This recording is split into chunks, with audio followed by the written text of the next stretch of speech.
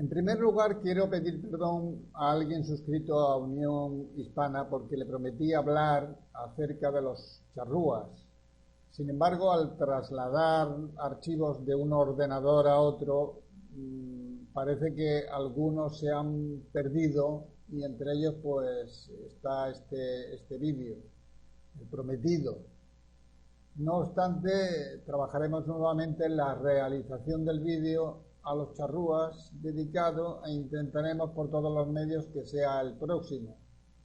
Otra persona me pidió hablar acerca de Blas de Lezo y está bien la petición, pero le contesté que sería mejor que fuese un historiador quien nos hablase acerca de ese extraordinario personaje por medio de una entrevista, y añadí que esperaba contar con al menos 500 suscriptores para esto, porque merece el de Lezo en Guipúzcoa mucho más. De momento nos acercamos a 200 suscriptores y crecemos a buen ritmo. No obstante, si tardamos demasiado en llegar a ese número, eso nunca se sabe, seremos nosotros quienes resaltemos la extraordinaria figura de Blas de Lezo, que es realmente impresionante. Bien, ahora sí, nos metemos de lleno en el tema de hoy, que he titulado Democracia y Libertad. En los últimos tiempos se nos prohíbe hablar de muchos temas, ni hablar de ciertos revisionismos, y ni mucho menos hablar de configurar un nuevo modelo de gobierno que sea más racional. Y si se aceptara la idea sería de modo demagógico. Es decir, a la hora de ponerlo en práctica se nos prohibiría, y nos lo prohibirían los partidos a sí mismos llamados democráticos. Fijaos en la paradoja. Por ejemplo, a mí me gustaría una gerontocracia. Es decir, un país gobernado por los mayores, porque tienen más experiencia, están generalmente más formados y no tienen tantas ambiciones como los jóvenes, etc. Bueno, y es un modelo que funciona muy bien en muchas pequeñas etnias y que también, ¿por qué no?, podría funcionar en grandes estados. Pero si a mí se me ocurriese exponer ese modelo de modo serio y ofreciendo todas sus ventajas y virtudes, automáticamente desde arriba se me tacharía de loco, de ingenuo, de estúpido, con lo cual mi teoría sería automáticamente rechazada y yo, pues, no sé, tal vez en prisión o en el manicomio. Así que, ¿vivimos realmente en una democracia? Por supuesto que no. Pero voy a llegar más lejos. ¿Sirve para algo la democracia? Tampoco. Es más, nunca nos ha servido demasiado. No quiero con esto decir que una dictadura sea mejor, pero sí quiero decir que, al menos en ocasiones, lo fue. Recordemos, por ejemplo, al gran Julio César, quien, a pesar de ser un dictador hasta su muerte, llevó a Roma a lo más alto del imperio. Además, por medio de la democracia es más fácil llegar a alcanzar el relativismo tan evidente que vivimos hoy en día, en el que cualquier cosa resulta lícita pese a que contradiga las leyes naturales. Ahí tenemos a las leyes abortivas, las de los LGTBI, la eutanasia, etc. Y resulta que hasta Dios es relativo por imposición masónica.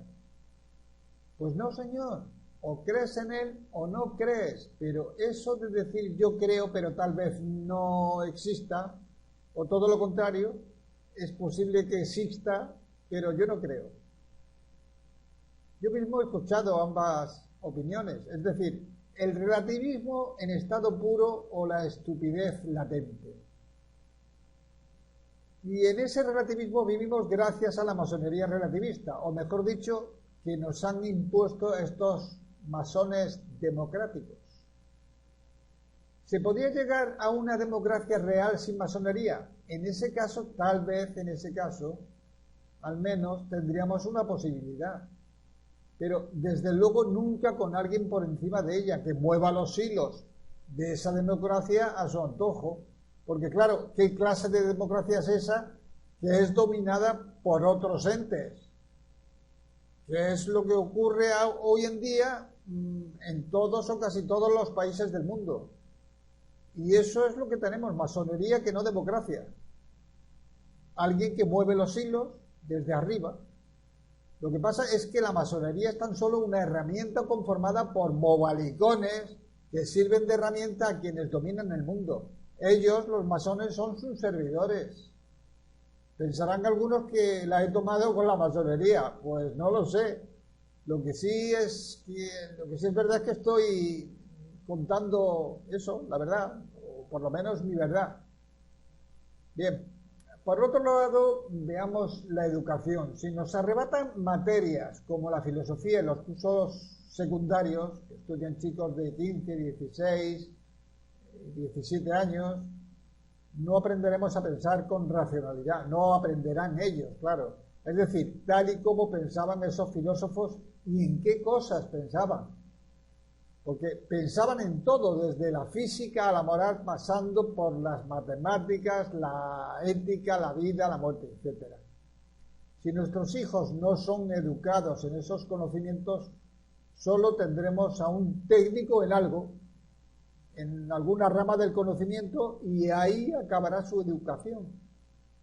Pero si además les cuentan una historia falsa, pues tendremos a un técnico en algo que además no conoce su pasado ni el pasado de otros pueblos, de otras civilizaciones.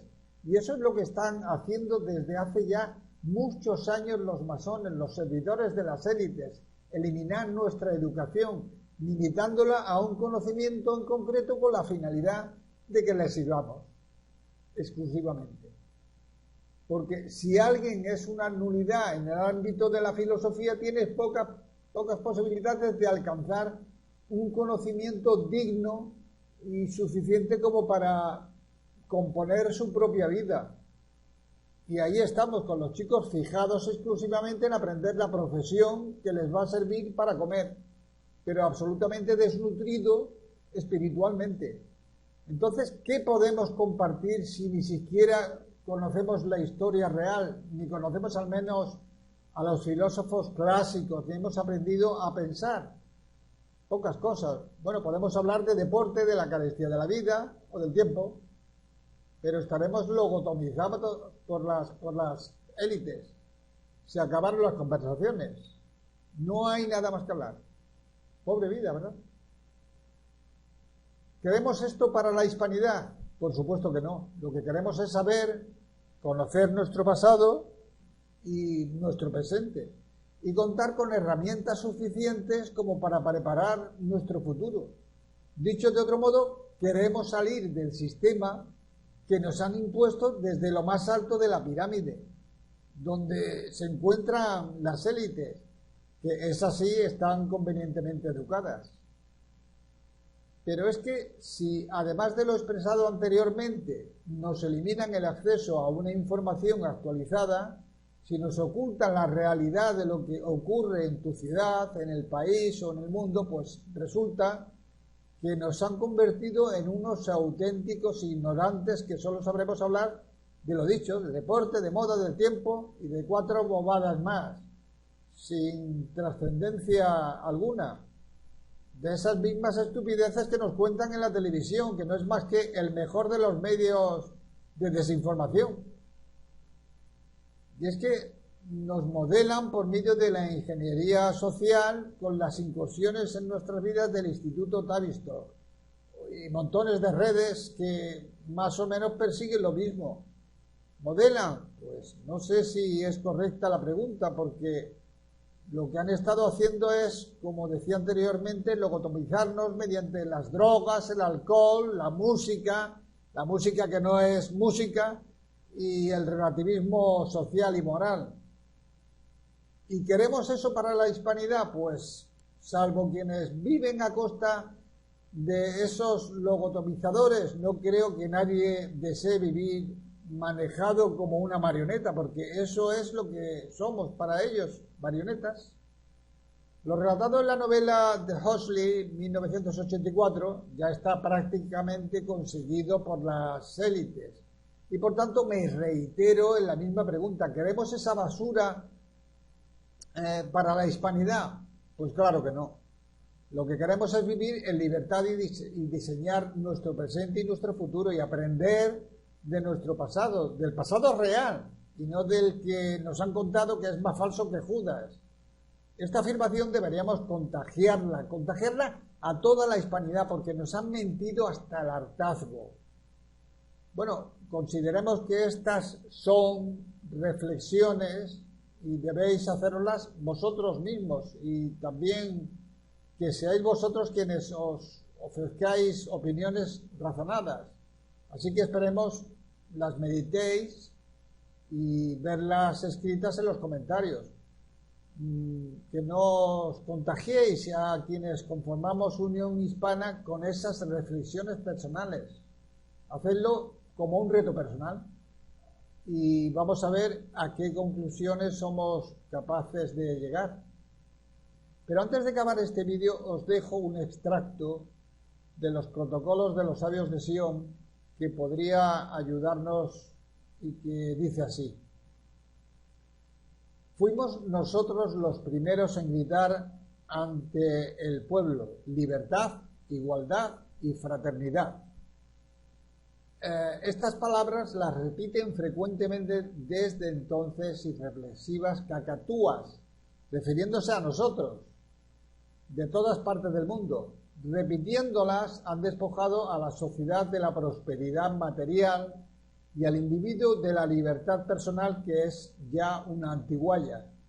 Ni siquiera los gentiles más aguzados, los gentiles que somos nosotros, han reflexionado sobre lo abstracto de estas tres palabras. Las pronuncian sin considerar que no concuerdan unas con otras y que se contradicen.